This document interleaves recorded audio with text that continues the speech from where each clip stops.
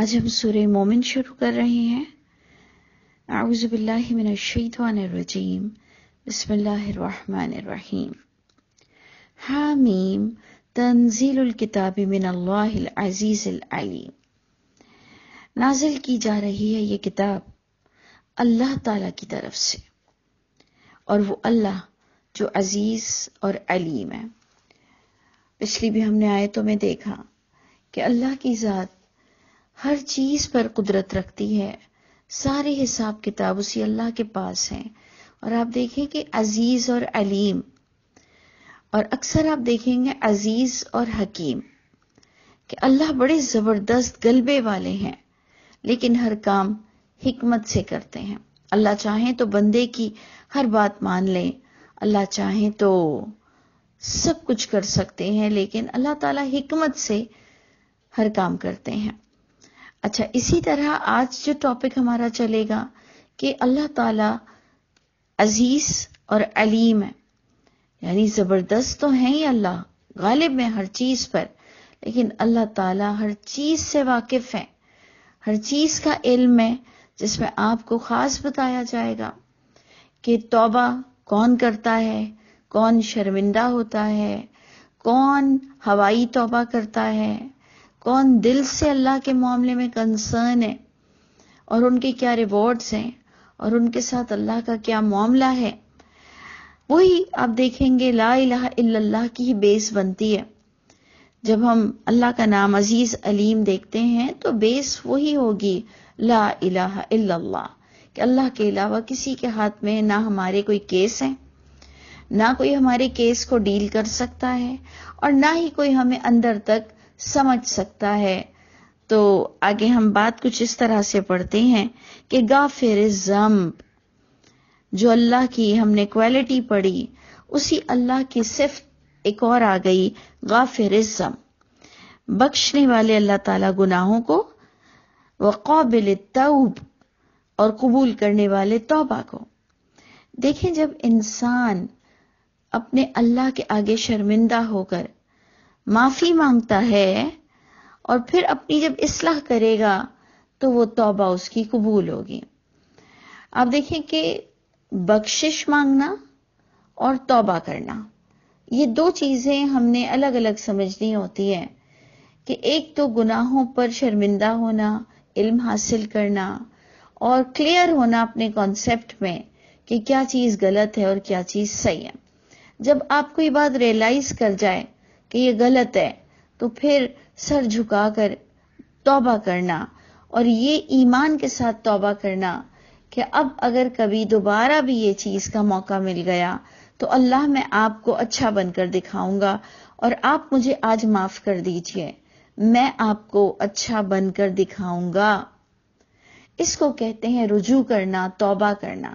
Actually توبہ کا معنی ہوتا ہے رجوع کرنا اور اللہ سے ان ٹچ رہنا، اور پھر جب کبھی دوسرا موقع پھر مل جائے وہی گناہ کا تو اسے اویل نہ کرنا، تب کہتے ہیں توبۃ نصوحا۔ اچھا جی، اب جب اللہ تعالیٰ نے اپنی یہ صفت بتائی کہ میں کتنا علیم ہوں، کہ بندے کے گناہوں کو جانتا ہوں، پھر اندر سے بندے کی کتنی اس کو رجوع ہے مجھ سے، یا کتنا وہ اکڑ کر چلتا ہے، یا کتنا اپنے آپ کو سیٹسفائی کرتا ہے کہ یہ کوئی گناہ نہیں، اور بڑے بڑے لوگ گناہ کر رہے ہیں، اور کیا میرے ہی گناہ کو اللہ دیکھیں گے۔ یعنی جو اپنی ڈھٹائی پر قائم رہے اور اپنے گناہ کو گناہ نہ سمجھے، یا اپنے گناہ کو چھوٹا سمجھے۔ عقل مندی تو یہ ہے کہ چھوٹے گناہ جو میرے اور آپ کے نزدیک ہیں بھی، وہ بھی ہم اس کو بڑا ہی کنسیڈر کرتے ہوئے اللہ سے شرمندہ ہو جائیں اور معافی مانگ لیں۔ تو اللہ فرماتے ہیں پھر اپنی ایک صفت ذی طول، اللہ تعالیٰ طول، جس کو ہم اردو میں طویل بھی کہتے ہیں، وسعت والے ہیں، بہت ہی وسعت والے، بڑی ہی فضل والے ہیں اللہ۔ تم اللہ کے آگے جھک تو جاؤ۔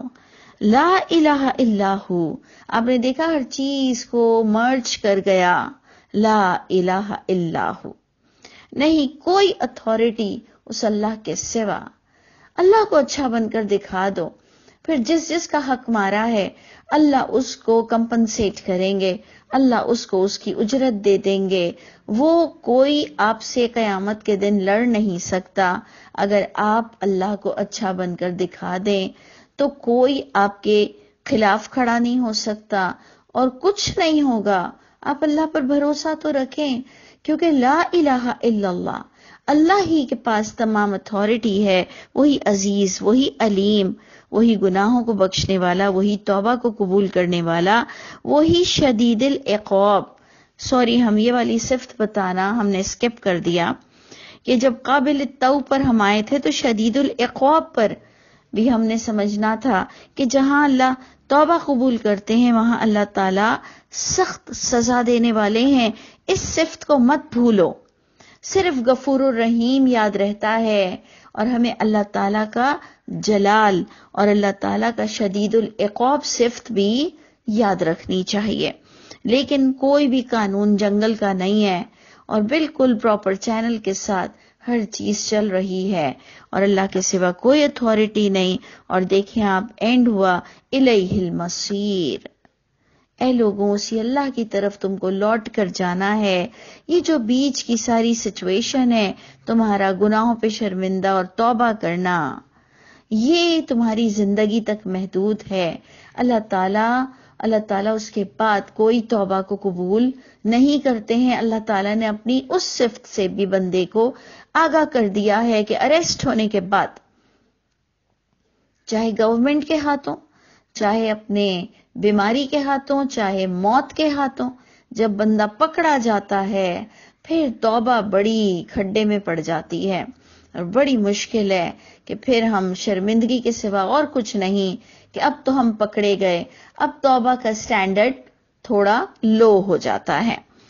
تو جناب، اب بات خاص کیا شروع ہو رہی ہے کہ جو لوگ اللہ کی آیتوں کو کافی نہیں سمجھتے اور وہ لوگ جو اللہ کی آیتوں کے بارے میں جھگڑے ڈالتے ہیں، ما یجادل فی آیات اللہ.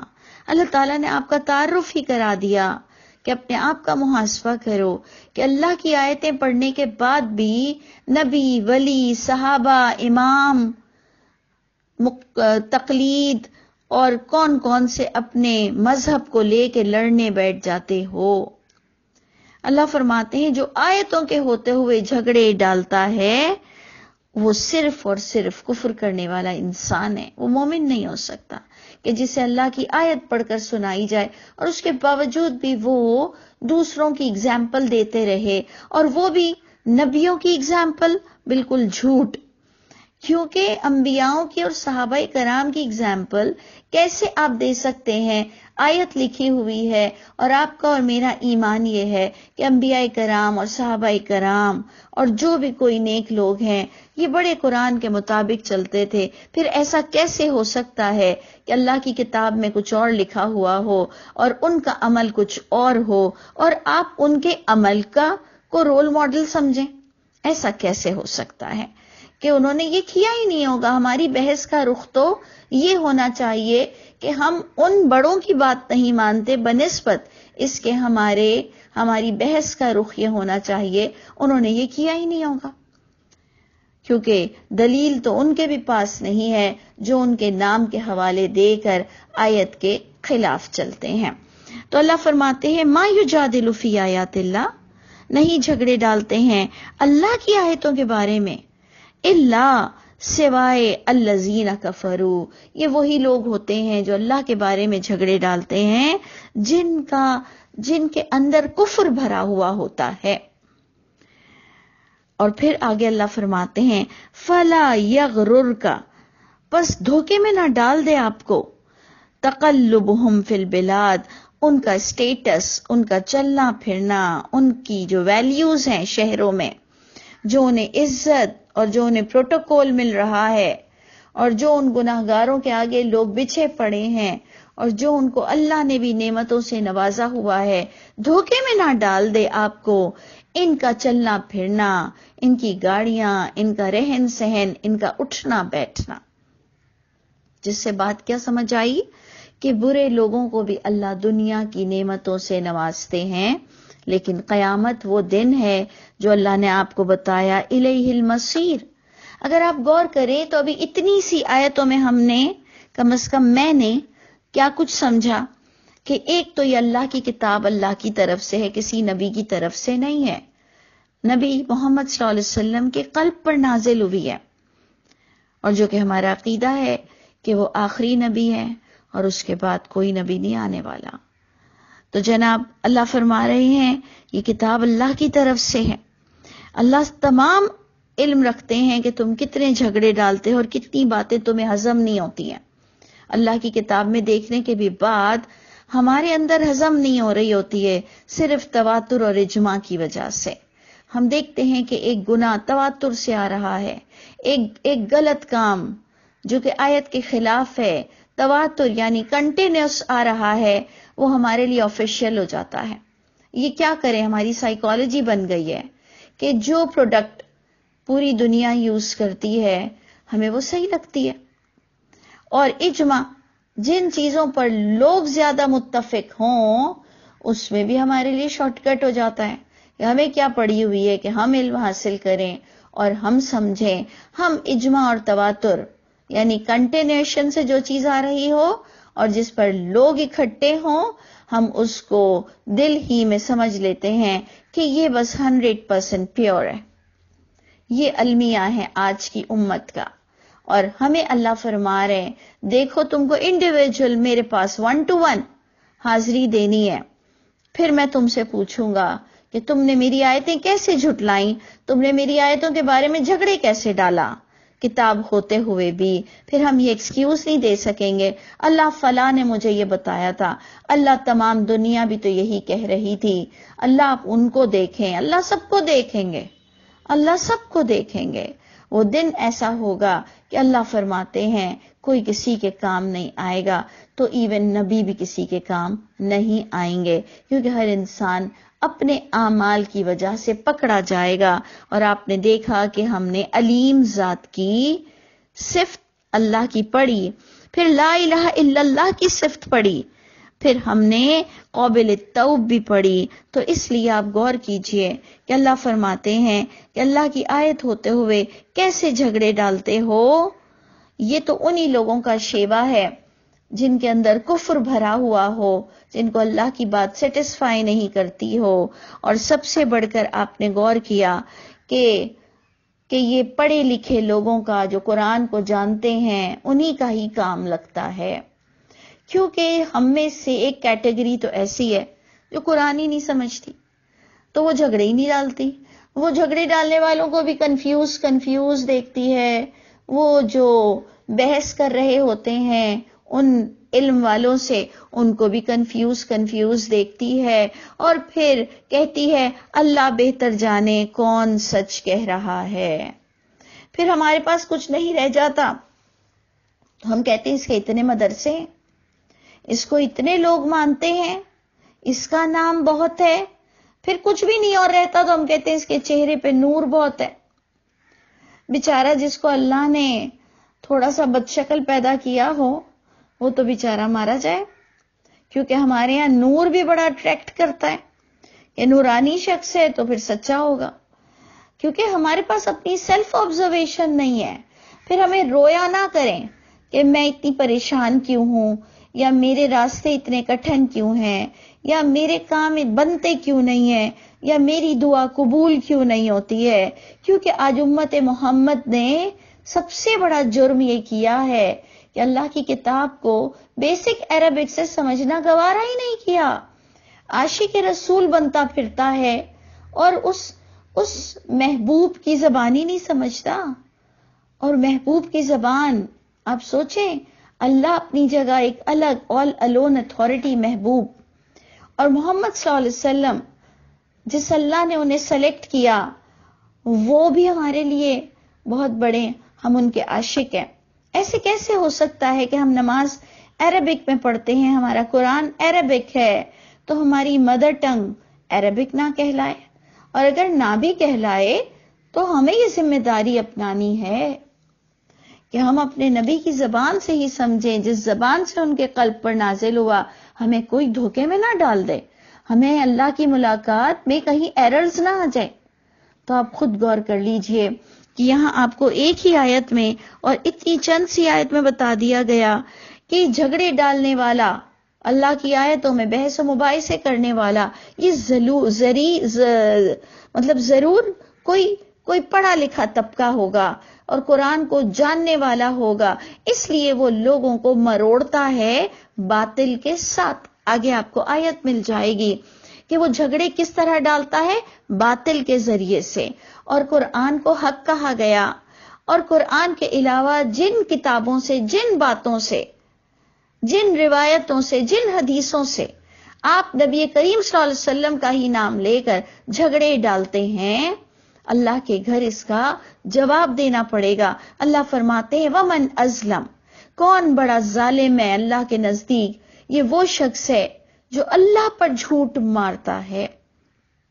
تو اللہ فرماتے ہیں کہ نہیں جھگڑے ڈالتا اللہ کی آیتوں کے بارے میں سوائے یہ وہی لوگوں کا طریقہ ہے جن کے اندر کفر بھرا ہوا ہوتا ہے، اور آپ کو دھوکے میں نہ ڈال دیں ان کا چلنا پھرنا شہروں میں، یعنی ان کو اللہ نے نوازا ہوا بھی ہے.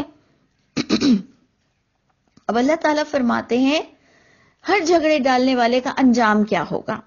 کذبت قبلہم قوم نوح، جھٹلایا ان سے پہلے قوم نوح نے بھی، والاحزاب اور بہت سے اور گروپس نے بھی اللہ کی ان باتوں کو، آیتوں کو جھٹلایا. صرف قرآن کو نہیں، ہر دور میں وحی کو جھٹلایا گیا، کیونکہ ہر دور میں کرپشن اتنا بڑھ جاتا ہے. وہ کیوں ہے؟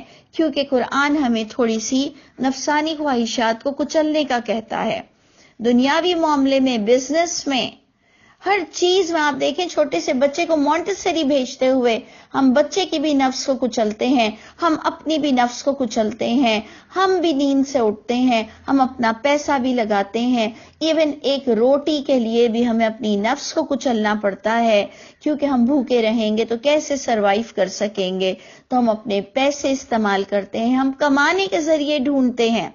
یعنی کون سی ایسی چیز نہیں جہاں ہم نے کچھ پانے کے لیے نفس کو کچلا ہو، لیکن ہم جنت کے لیے، اللہ کو سمجھنے کے لیے اپنی نفس کو کچلنا نہیں چاہتے، کیونکہ نہ اللہ نظر آ رہے ہیں اور نہ جنت کے ریوارڈز دکھائی دے رہے ہیں. اور قرآن کو ہم سینے سے لگا کر بیٹھے ہیں، لیکن قرآن پر ایمان رکھنا یہ ہے تقوی. تو اللہ فرماتے ہیں کہ انسان نے اللہ کے معاملے میں نفس کو کچلنا نہیں سیکھا. ہر دور میں انسان برباد ہوا ہے. میجورٹی پر قوم نوح برباد ہوئی، بڑے گروپس برباد ہوئے، من بعدہم، ان کے بعد بھی. ایون یہاں تک یہ معاملہ ہوا کہ ہمت کل امہ، اور ارادہ کیا ہر امت نے بھی رسولہم، اپنے رسول کے ساتھ، کہ لیأخذوہ، تاکہ وہ پکڑیں اس نبی کو، وجادلوا، اور ان سے بحث و مباحثے، جھگڑے کریں، بالباطل، باطل کے ذریعے کے ساتھ. یعنی ہر امت کو وحی ملی اور ہر امت کے کرپٹ لوگوں نے نبیوں سے جھگڑنا شروع کیا. کس کے ذریعے سے؟ باطل کے ذریعے سے، یعنی نان اوتھینٹک. لیدھدوا بہ الحق، تاکہ ان کی خواہش یہ تھی کہ ہماری طرح کئی کتابوں میں وحی چھپ جائے. آپ دیکھ لیں آپ کے پاس کتنی کتابیں ہیں جن کے حوالے منبر پہ بیٹھ کر آپ دیتے ہیں، اور قرآن کا حوالہ 1 سے 2 آیت اور 36 حوالے دوسری کتابوں کے. یہی حال ہر دور میں ہوا کہ اللہ کی آیت کو کم فوکس کیا گیا اور باطل کا سہارا زیادہ لیا گیا. تو لوگوں نے نبیوں سے بڑی ہی کانٹریڈکٹ رہی اور انہوں نے باطل کے ذریعے سے گڈمٹ کرنے کی کوشش کی حق کو. تو اللہ نے ایسوں کو اپنی مدت پر پکڑ لیا. یعنی یہ اب ہم کو یہاں ایسنس ملا کہ یہاں کیا بات ہو رہی ہے کہ تم کرو، جتنی تم کو حرکت کرنی ہے کرو، بڑے بڑے علامہ بن جاؤ، اور بحث و مباحثے کا صرف اور صرف نظریہ کیا ہو؟ مین میڈ کتابیں، آپ کی ہاتھ کی لکھی ہوئی کتابیں، اللہ کی آیتیں بہت کم استعمال کرنا، بہت سے زیادہ حوالے اپنی لکھی ہوئی، اپنے بزرگوں کی لکھی ہوئی کتاب. اچھی بات ہے، بزرگوں نے بڑی محنت کی، لیکن حوالہ تو آپ کو ہر بات کا قرآن کے ساتھ دینا پڑے گا. تب جا کر آپ ان کی ایکسپلینیشن کو بتا سکتے ہو کہ اس آیت پر ان کا یہ خیال ہے، نہ کہ ایک الگ دین ایجاد کر لو۔ تو اللہ تعالی ہم سب پر رحم فرمائے۔ اللہ فرما رہے عذاب آئے گا، بہت برا انجام ہوگا، اور اس کے ساتھ میں آیت کو اینڈ کرتی ہوں، فَكَيْفَ كَانَ عِقَابِ، پس تم خود دیکھ لو، ایکسپلور کر لو کہ کیسی ہوئی میری سزا جو میں نے ایسے لوگوں کو دی جو اللہ کی آیتوں کے ہوتے ہوئے دوسری باتوں کے حوالے دے کر دوسری سٹیٹمنٹس کے ساتھ لوگوں سے جھگڑے ڈالتے ہیں۔ تو اللہ تعالی ہم سب کو اللہ نے بڑا بہادر بنایا ہے، بڑا عقل مند بنایا ہے۔ اللہ ہمیں ہمت طاقت دے اور اللہ ہمیں حق پہ چلنا نصیب فرما دے۔